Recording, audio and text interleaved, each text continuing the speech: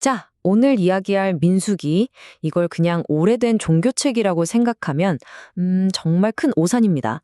이건요, 한 민족 전체가 무려 40년 동안 광야를 헤맸던 그야말로 거대한 서사시예요. 신앙, 반역, 기적, 그리고 심판까지 모든 게 생생하게 담겨 있죠. 네, 맞아요. 진짜 잘 쓴 모험 소설 같달까요? 이 안에는 뭐 드라마, 반란, 상상도 못할 기적들, 그리고 그 모든 선택이 불러온 엄청난 결과까지 정말 없는 게 없습니다.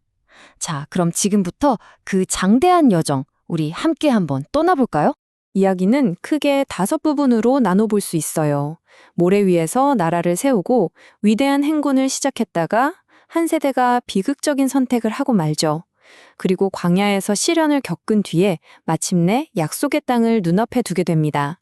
특히 중요한 건 실패한 첫 세대와 두 번째 기회를 얻은 새로운 세대, 이 두 세대의 이야기가 어떻게 갈리는지 그걸 중심으로 40년의 시간을 한번 따라가 보겠습니다. 자, 첫 번째 이야기, 모래 위에서 국가를 세우다. 여기서 진짜 흥미로운 게 뭔지 아세요? 이 사람들의 여정이 바로 행군으로 시작하지 않았다는 거예요. 그 위대한 여정의 첫걸음은 놀랍게도 오합지졸 같던 사람들을 하나의 잘 훈련된 국가로 만드는 조직화 작업이었습니다. 무려 60만 3,550명. 이게 첫 번째 인구 조사에서 나온 숫자입니다. 어마어마하죠? 근데 이게 그냥 전체 인구가 아니에요. 이게 무슨 숫자냐면 바로 20세 이상, 그러니까 당장 전쟁에 나갈 수 있는 남자들의 숫자였다는 겁니다. 그냥 피난민 무리가 아니었던 거죠. 처음부터 거대한 목표를 가진 하나의 군대이자 민족이었던 겁니다. 그리고 이 조직력은 정말 대단했어요. 그냥 텐트 치고 사는 게 아니라 중앙에 있는 성막을 중심으로 각 지파가 딱 정해진 위치에 배치된 거대한 요새 같은 모습이었죠. 특히 레위 지파는 좀 특별했는데 이 사람들은 전쟁에 나가는 대신에 성막을 섬기고 지키는 아주 신성한 임무를 맡았습니다. 모든 게 완벽한 질서 아래서 움직이고 있었던 거예요. 자, 이제 두 번째 이야기입니다. 위대한 행군이 시작되다. 드디어 모든 준비가 끝났어요. 익숙했던 시내산을 뒤로하고 이제 정말 아무것도 모르는 미지의 광야로 들어서는 그야말로 역사적인 순간이 시작된 겁니다. 근데 이 행군이 그냥 가자 하고 가는 게 아니었어요. 이들에겐 아주 특별한 내비게이션이 있었거든요. 낮에는 구름 기둥이, 밤에는 불 기둥이 이들을 이끌었습니다. 성막 위에 떠있던 이 기둥이 움직이면 같이 움직이고 멈추면 같이 멈추는 거죠. 말 그대로 신의 존재를 눈으로 보면서 따라가는 여정이었습니다. 출발하는 과정도 정말 체계적이었어요. 일단 구름이 움직이기 시작하면 그게 바로 출발 신호예요. 그러면 은은 나팔 소리가 진영 전체에 울려 퍼지면서 명령을 전달하고 수십만 명이 그 소리에 맞춰서 일사불란하게 움직이는 겁니다. 신의 인도와 인간의 질서가 정말 완벽하게 조화를 이루는 모습이죠. 이제 세 번째 이야기.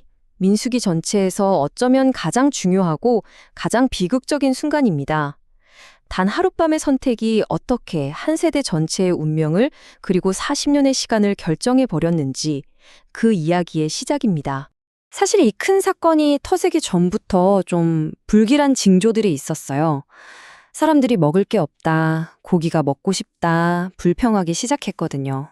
이런 사소한 불평들이 쌓여서 결국 지도자인 모세에 대한 불만으로까지 번지고 있었죠. 이게 바로 더 큰 비극의 시작을 알리는 신호탄이었습니다. 그리고 운명의 밤이 찾아옵니다. 약속의 땅을 정찰하러 갔던 12명의 정탐꾼이 40일 만에 돌아온 바로 그날 밤이었죠. 이제 그들의 입에서 어떤 보고가 나오느냐에 모든 게 달려 있었습니다. 그런데 여기서 보고가 완전히 두 개로 갈려버립니다. 10명은 완전히 겁에 질려서 돌아왔어요. 거기에 거인들이 있는데 우리는 그 사람들 앞에서 그냥 메뚜기 같아요. 라면서 절망적인 보고를 하죠. 반면에 딱 두 사람, 여호수아와 갈렙은 아닙니다. 하나님이 함께 하시면 우린 이길 수 있습니다. 라며 믿음의 보고를 합니다. 자, 그럼 백성들은 누구의 말을 믿었을까요? 안타깝게도 그들은 믿음이 아니라 두려움을 선택했습니다.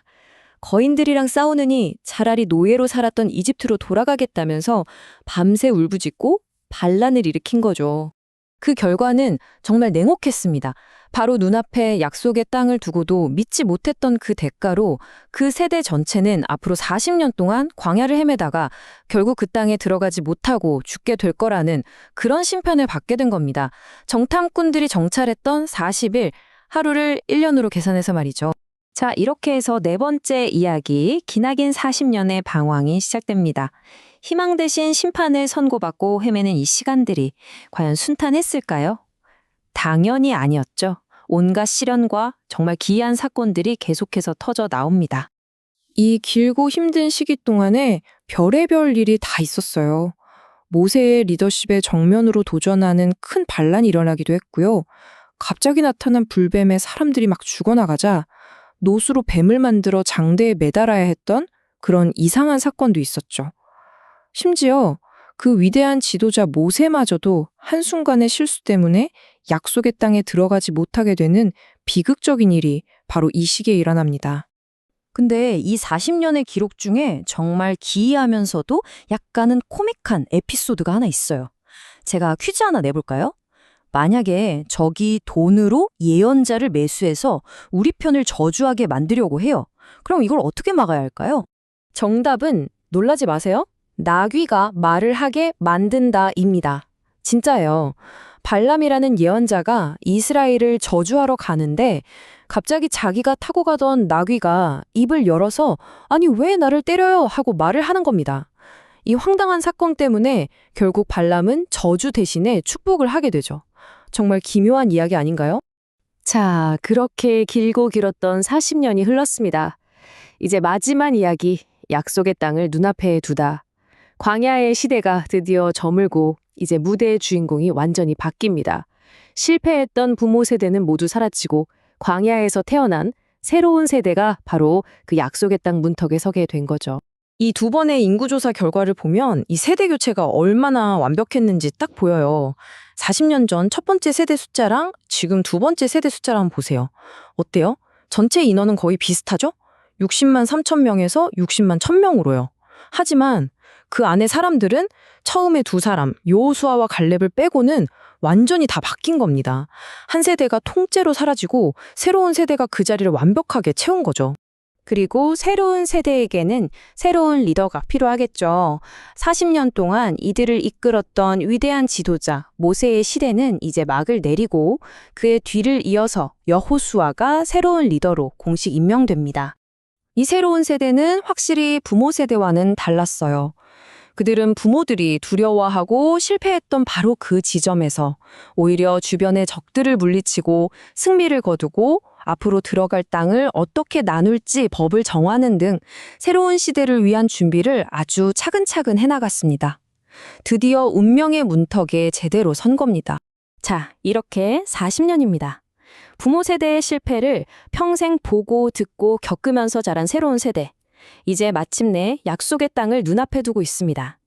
과연 이들은 과거의 그 끔찍한 실수를 반복하지 않고 새로운 역사를 써내려갈 수 있었을까요? 이 질문에 대한 대답이 바로 다음 이야기에서 펼쳐집니다.